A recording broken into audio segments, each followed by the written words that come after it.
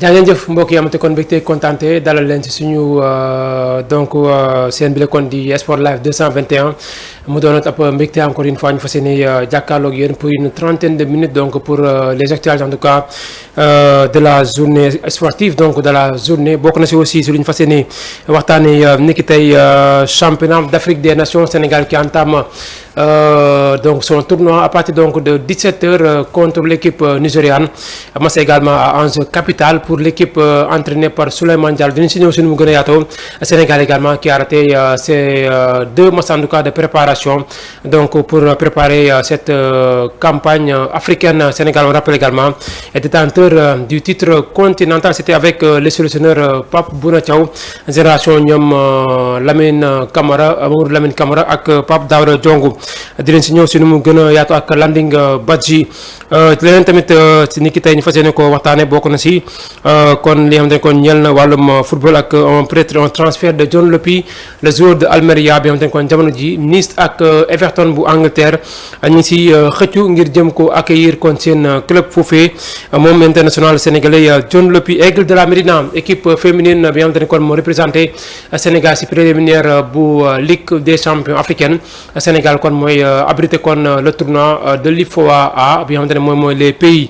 qui composent cette zone donc elles sont au nombre de 5 donc sélection yoo xamante ne pour le moment ñi ngi fii kon ci Sénégal ngir disputer un seul ticket bi nga xamante ne kon moo mën a permettre la zone mu am benn ci représentant ci Ligue africaine des champions. L'équipe entraînée par Soukeyna Cissé ci biir xibaar tamit ba léegi dinañ ci daal di kon toftal lu ñeel wàllum basketball ak le retour également de notre sélection nationale féminine de basketball du Sénégal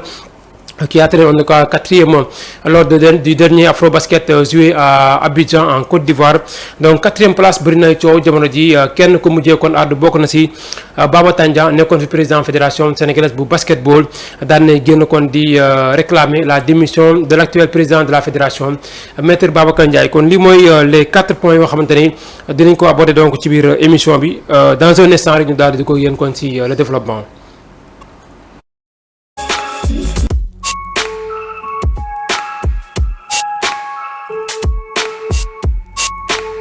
jaa ngeen jëf kon dama si feggoog Omar kon moo nekk si partie technique bi comme niñ ko junjee woon rek kon si ndorteel gi loolu lañ ko fas yéene tamit démarrer ak championnat d'Afrique des Nations bi nga xamante ni depuis samedi daanaka door nañ ko entre ces 3 pays Ouganda Tanzanie ak kon équipe bi la kon di waa Kenya 3 pays en tout cas qui abritent cette campagne africaine mu nekk tournoi boo xamante ni démarré depuis 2009 lañ ko commencé woon jouer championnat d'Afrique on rappelle également donc finale bi nga xamante ni Sénégal jotoon na ko jouer si donc demi-finale autant pour moi bi nga xamante ni jotoon na ko jouer si atum 2009 Sénégal moo nekkoon première édition bi Sénégal demoon ba demi-finale éliminé donc par la Zambie par 2-1 l'unique but donc a été marqué par Alpha Oumar Sow l'ancien joueur du Casa Sport bi nga xamante ni jotoon na dugal 2 buts avec le Sénégal parce que tamit jotoon na dugal également parce que en phase de poule ci groupe A bi Zambie moo nekkoon premier Sénégal nekk deuxième ku ci nekk amoon 5 points Tanzanie nekkoon troisième Côte d'Ivoire bu doon abrité la première édition moo nekkoon dernier avec un petit point boo xamante ni amoon na ko suite donc à son match nul devant le Sénégal 0 but partout. Sénégal nag seule victoire bi nga xamante ni amoon na ko c'était 1-0 face à l'équipe tanzanienne mu nekkoon but boo xamante ni également Alpha moo ko dugaloon donc mu nekk joueur boo xamante ne également nekkoon na ci championnat bu Sénégal. Malheureusement Sénégal ginnaaw ba mu génnee dem na ba demi-finale direct la woon sax parce que deux premières poule A 2 premières poule B ñoo qualifié woon mu nekk 4 équipes yoo xamante ne ñoo dem directement ci demi-finale yi. Sénégal Zambie bu mu defoon match nul ci phase de groupe bi 0-0 mujjee ko gagné kon 2-1 ci demi-finale yi mujjee koon éliminé mu dem jouer donc 3e place bi également mujjee ko ñàkk non autant pour moi Ghana moo ko gagné woon donc en demi-finale 2-1 mu dem 3e place joué avec l'équipe zambienne bi nga xamante ne également moo ko gagné woon kon ci 2-1 Ghana gagné woon ko donc tiro bi 7-6 parce que dañoo defoon un but partout après ñu dem tiro bi Alpha Oumar Sow également moo dugaloon but bi joueur bu Casa Sport la woon entre temps jot na fait voyager au Portugal ñëwaat jouer avec le Jaraaf de Dakar ci tiro bi Vito Badiane un ancien joueur également formé au niveau de la gendarmerie de Dakar passé par plusieurs clubs qui a terminé également sa carrière avec le NGB Niary Tally Vito Badiane moom mujjee woon ratee le dernier tir côté Sénégal taxoon kon ba match bi mujjee jeexee 7-6 donc en faveur de l'équipe zambienne. Donc Ghana moo demoon donc en finale contre la RD Congo. RD Congo mu jëloon la première édition devant l'équipe ghanéenne qui avait donc éliminé en demi-finale l'équipe sénégalaise. En tout cas loolu moo nekkoon première édition boo xamante ni amaloon nañ ko ñeel wàllum championnat d'Afrique des Nations. mu nekk tamit loo xamante ni ñu ngi ko doon amalee kon sa Côte d'Ivoire. Sénégal kon jot na fee nekk également vainqueur donc de l'édition dernière, c'était en 2022 devant l'équipe algérienne également qui avait été le tournoi du championnat d'Afrique des Nations. Période boobee Pape Bouna Thiaw moo nekkoon le sélectionneur de l'équipe nationale du Sénégal. Sénégal également au début kenn xaaru ko woon si moom mu dem mën a remporter le tournoi. Par la suite si lañ gis génération boo xamante ni en tout cas fësal nañ seen bopp si tournoi boobu ku si mel ni Lamine Camara. Il y avait également d'autres joueurs comme Mamadou Lamine Camara, Landing Badji dans les buts. En tout cas mu nekk génération boo xamante ni def nañ tournoi bu am solo boo xamante ni booy xool le dernier rescapé boo xamante ni pour le moment bokk na si groupe bi dem Tanzanie moom mooy Serigne Mokhtar Koita bu Jaraaf bu Dakar jotoon jaar également club bu si mel ni US Gorée ak Teungueth FC 2 fois également vainqueur du championnat national avec Teungueth puis avec Jaraaf de Dakar moom Serigne Mokhtar Koita actuellement donc qui est en Tanzanie pour accompagner également ses jeunes frères déjà mi ngi noonu Sénégal kon tey jii à partir de 17h pour son premier match contre l'équipe nigériane. En tout cas match la boo xamante ni bu ñu sukkandikoo aussi la dernière conférence de presse du sélectionneur Souleymane Diallo lu mu si bëgg mooy démarrer ko par une victoire parce que tamit démarrer par une victoire dina permettre également joueurs yi retrouver en tout cas li nga xam ne mooy confiance surtout que également 2 matchs amicaux yi ñu def pour préparer ce championnat d'Afrique joué en tout cas en Tanzanie dañ ko perte la première rencontre c'était contre l'Ouganda 2-1 ñu joué beneen match amical perte ko contre la Tanzanie par 2-1 encore une fois mu nekk 2 défaites yoo xamante ni peut-être mën na jouer tamit tuuti si psychologie si mental joueurs yi mais tey donc avec une victoire joueurs yi dinañ am confiance également avant ñoo jóge Dakar joroon nañ def 2 matchs amicaux contre la sélection guinéenne un match nul et vierge et puis une victoire donc par 1-0 de l'équipe du Sénégal. Donc c'est 4 matchs donc de préparation, c'est 2 défaites, une victoire et un match nul. Donc tey ñu ñaan suñu Lions yi donc ñu am Lions locaux yi ñu am ab victoire éclatante en tout cas devant le Nigeria bi nga xam te ne yàggul dara moo ñu teg benn surprise. C'était donc avec l'équipe nationale de basketball du Sénégal donc c'est une parenthèse seulement. Nigeria encore une fois donc tey jii foog ñu jéem leen gagner pour jëlal suñu jigéen ñi seen revanche. Leneen tamit loo xamante ni ñeel na wàllum CHAN bi fàttali également Nigeria jotoon na nekkoon vice championne d'Afrique. C'était donc en 2018 si ba ñuy amal kon édition boo xamante ni Nigeria moo nekkoon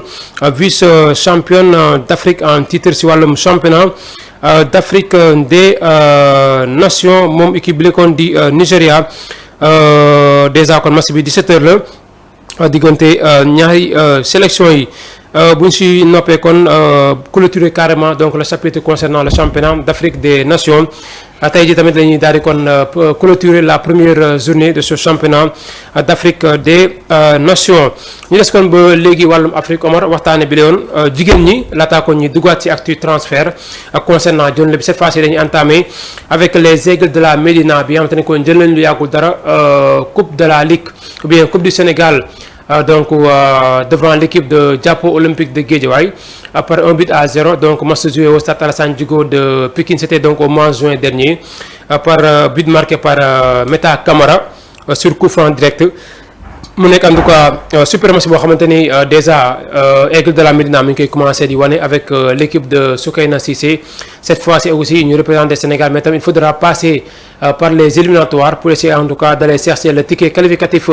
en tout cas à la Champions League africaine boo xamante ni Sénégal bëgg na ci rejoindre parce que tamit jot nañu gis ay tournois yoo xamante ni Dakar Sacré-Cœur jot na ko jouer réussir ko Aigle de la Médina encore une fois qui retourne en Afrique peut-être lu mu ci doon jàng daaw ren jii dina ko jéem a tari pour que bu ko defee mën a franchir cette étape en tout cas des préliminaires de la Champions League africaine. Le Sénégal qui accueille en tout cas du 5 au 17 août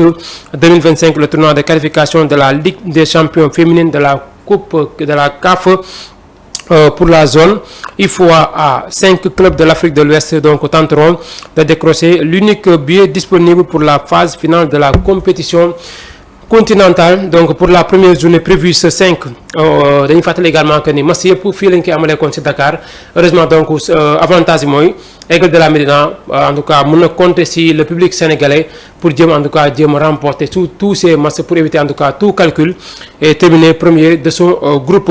Et pour la journée donc de ce mardi Aigle de la Médina day jouer contre USFAS bu Mali donc USFAS bu nekk sa Bamako nekkoon ci réew que Mali tey la à partir de 16h kon jamono ji ñaari équipe yi ñu ngi jouer seen match deuxième journée prévue le 8 août prochain ce sera donc entre Bouré-Wuleng donc de la Gambie contre Aigle de la Médina mooy deuxième adversaire bu sénégalais yi troisième journée le 11 août Aigle de la Médina day exempté kon day bàyyi yeneen 4 équipes yi ñu jouer seen biir day noppalu donc quatrième journée le 14 août détermine Gueuse bu Libéria la Aigle de la Médina du Giel laata mu jouer son dernier match contre Ram Camara donc Sierra Leone la équipe bi kon daal di nekk match prévu le 17 août prochain en tout cas mu nekk 4 matchs yoo xamante ni dinañ ko jouer parce que les équipes sont au nombre de 5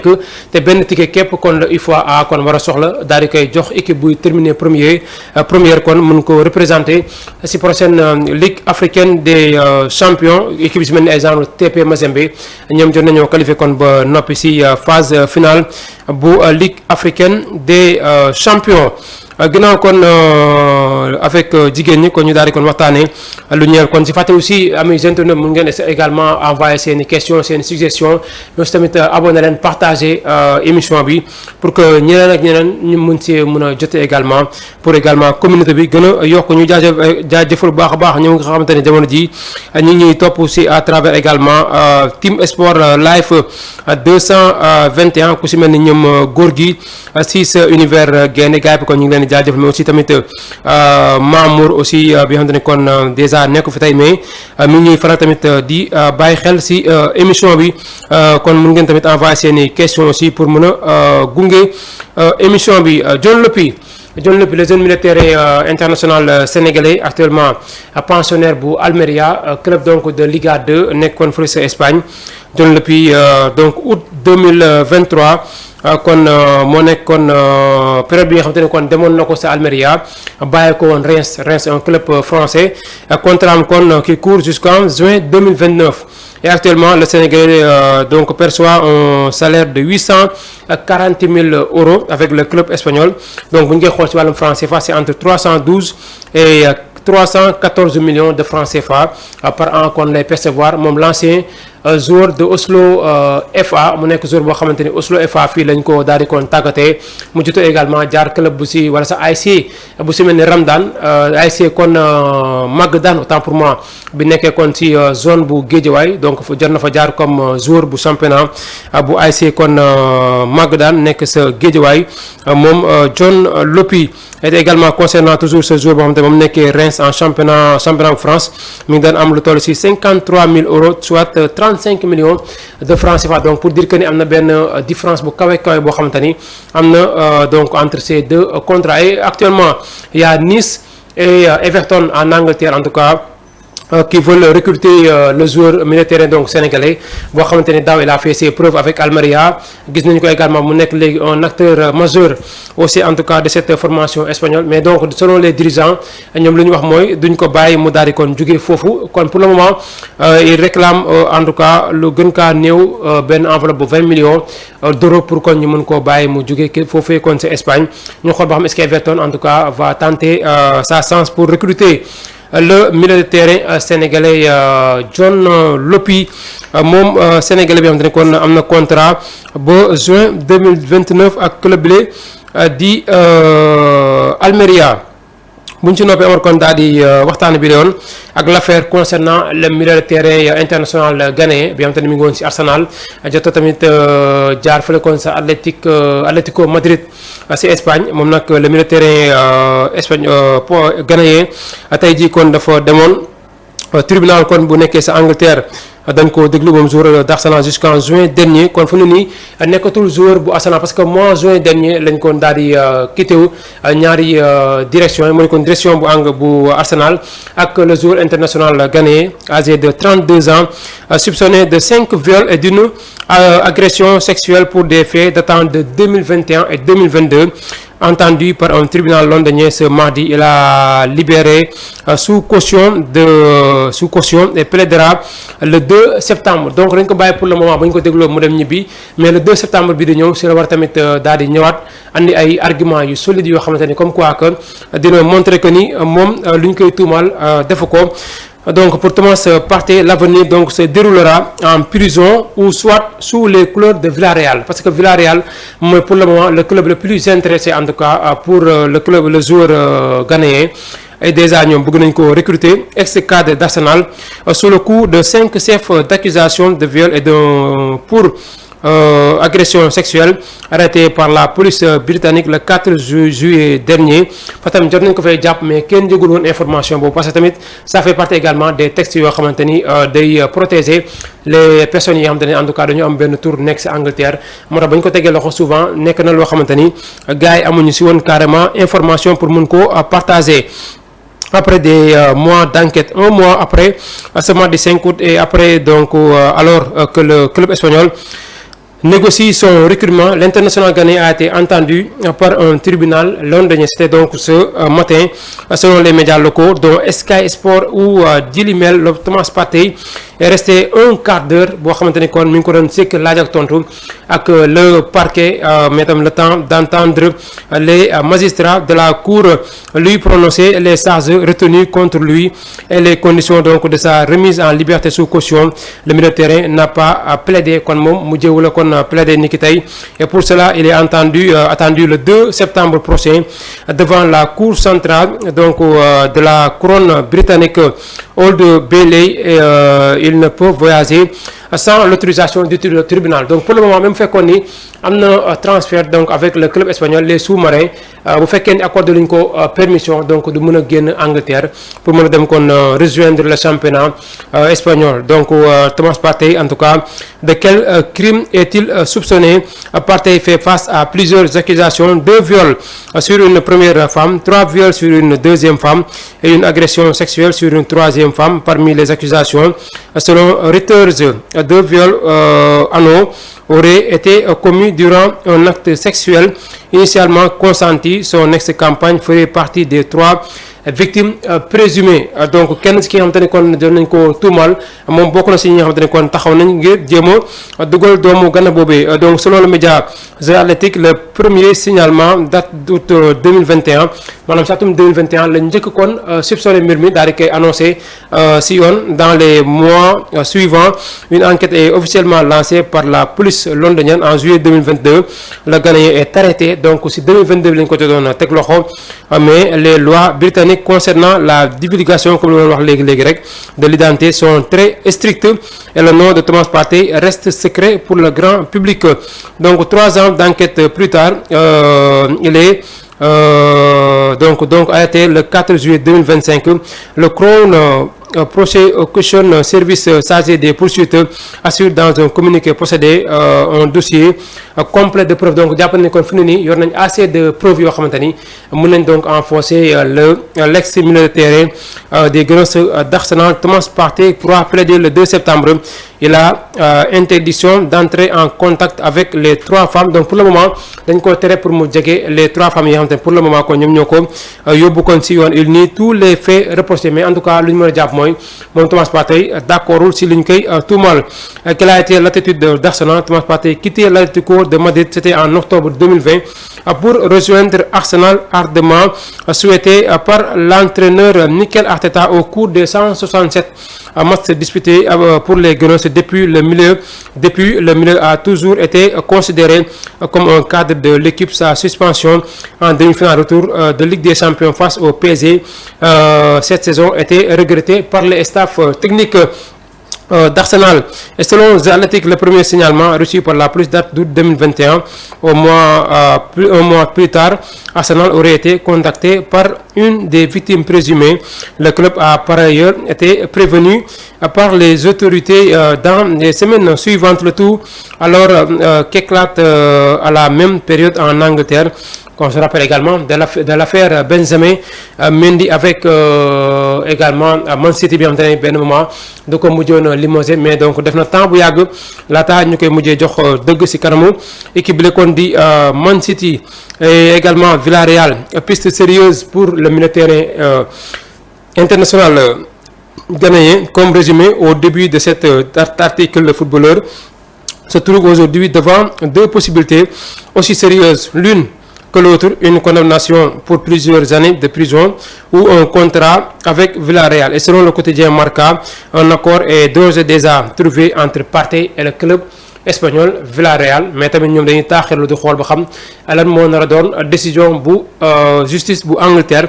bu fekkee nañ ko sanctionné boo matul kon négociation yi sous-marin zone dañ koy mujjee kon résilier mujjee kon bàyyi te boo matul dafa nar a kon tëdd ci kaso bi moom Partey bu fekkee nag justice mujjee na ko setal dina mujjee kon am sens mujjee rejoindre également li am te ne moom moo nekk club espagnol bi rek kon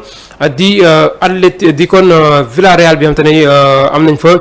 Sénégalais kon bu fa nekk di Pape Alassane Gueye également na souvent nekk na club buy faral di am ay africains y a aussi l'international donc bien franco-guinéen Thierno Barry également l'attaquant bi nekkoon foofu noonu également di fa jouer moom le joueur également français qui attend en tout cas une convocation de Didier Deschamps donc pour jouer avec la sélection française même fekkee ni pour le moment la Guinée a commencé en tout cas des discussions avec son entourage pour en tout cas fexe mu ñëw jouer foofu noonu kon si équipe bi kon di Guinée Conakry bu fekkee ne également génn nañ ci point boobu également ñu daal di kon aborder l'autre point Omar je pense que tamit moom mooy le dernier point concernant l'Afrobasket les gars. Afrobasket Lions yi ñu bisi nañ démb aux environs de 19h45 minutes si Dakar lañ ñëw délégation bi la après une campagne boo xamante ne mën nañ une campagne ratée Sénégal bu dem Afrobasket bi la fois passée mu nekk finaliste cette année mu ñëw jël 4e comme ni nga ko defoon en 2021 mu nekk déception en tout cas si sénégalais yi mais tamit surtout également si les joueuses gis nañ seen texte yoo xam te ne jot nañ ko bind ñu am mbetteel ñoom it si nu tournoi bi kon daal di jeexee mais tamit beneen si feuilleton moo am parce que gis nañ benn ancien président Baba Tandian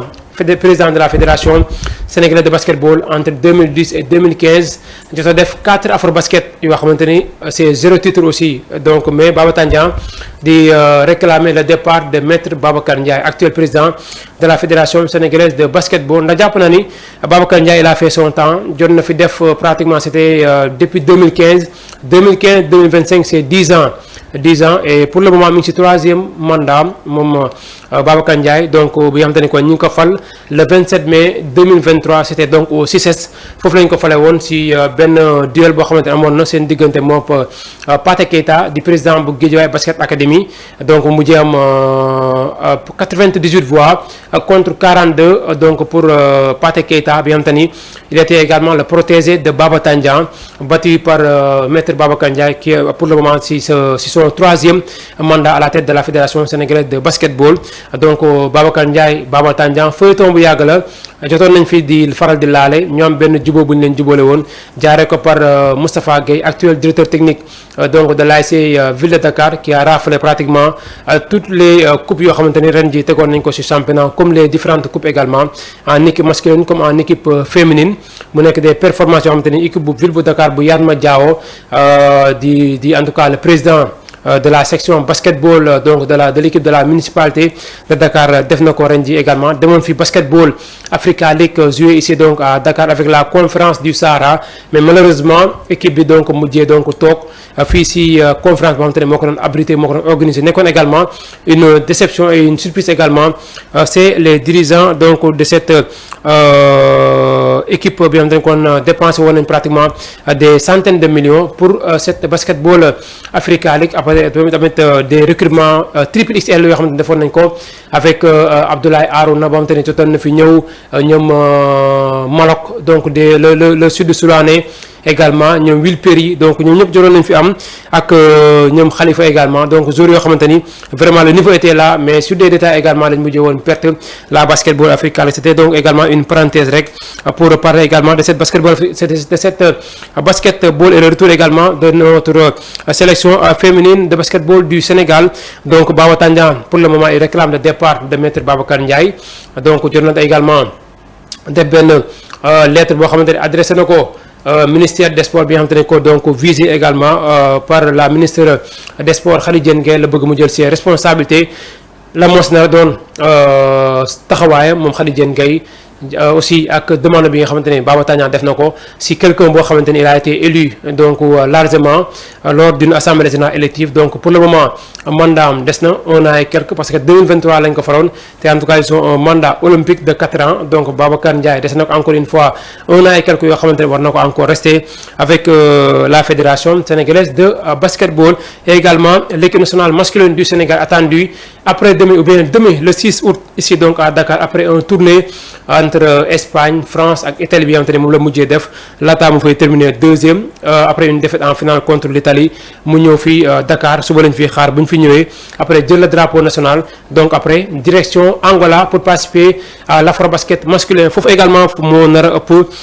attente parce que tamit góor ñi depuis pratiquement 28 ans ñu ngi daw si ginnaaw Afrobasket bi parce que en 97 lañ mujjee koon jël titre continental c'est les messieurs mi ngi noonu encore une fois mu nekk compétition boo xamante ni pour le moment Sénégal ñu ngi koy préparé ginnaaw kon ba jigéen ñi defee ab mbetteel ab surprise parce que tamit dem Abidjan mujjee vraiment si des détails défaite contre Nigeria en demi-finale am benn équipe boo xamante ni c'est le Sud Soudan équipe invitée donc boo xamante ni FIBA da ko invité qualifié wul woon da ko invité pour mu ñëw bokk si li nga xamante ne moom moo nekk Afrobasket féminin bi vu également les résultats yi nga xamante ne l'équipe masculine ni ngi koy def donc c'est le FIBA invité d'équipe féminine pour jéem a xool ñu it lan lañ yore heureusement ñu ñëw donc pour la première participation les filles sud-soudanaises ñu ñëw donc terminer 3e donc remporter la médaille de bronze également écarter une équipe la meilleure équipe africaine donc le Sénégal bi nga xamante ne dina ko remporter 11 fois jusqu'à présent benn équipe bu ko dab mais attention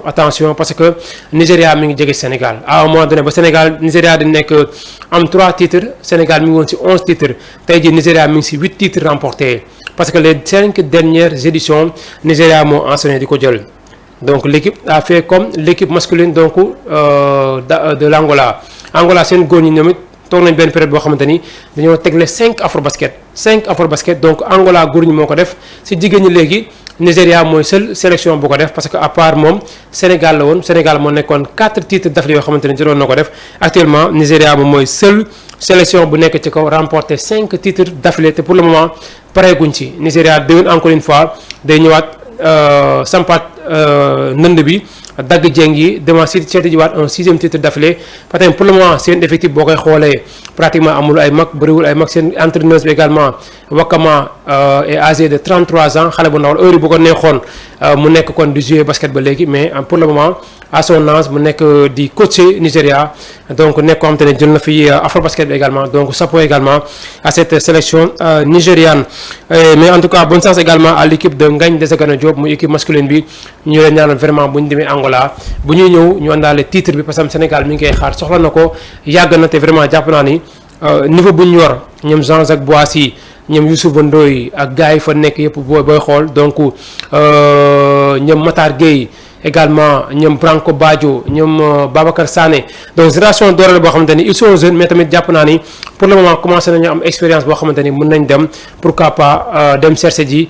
trophée bi même fekkee ni y a des équipes comme Angola Côte d'Ivoire et Soudan du Sud également surtout Soudan du Sud mën na doon favori si compétition boobee Soudan du Sud également mooy seule nation africaine donc bu gagné États-Unis donc en match de basketball à part Soudan benn équipe defu ko c'était donc un match serré 101 contre 100 un point d'écart le Sud Soudan gagné woon États-Unis mu nekk match boo xam ne c'était quand même une surprise donc une surprise totale chez les Américains mais après par la suite après bon ils se sont rectifiés après les Américains en tout cas mi ngi noonu bon Omar mi ngi noonu lii kon nañ amoon en tout cas mbégte ak kontaante amoon plaisir kon toog fii di ko partager ak yéen àndoon seeg ki la kon di Omar ci partie technique bi di ko jaajëfal encore une fois comme toujours rek souvent nu mu koy liggéeyee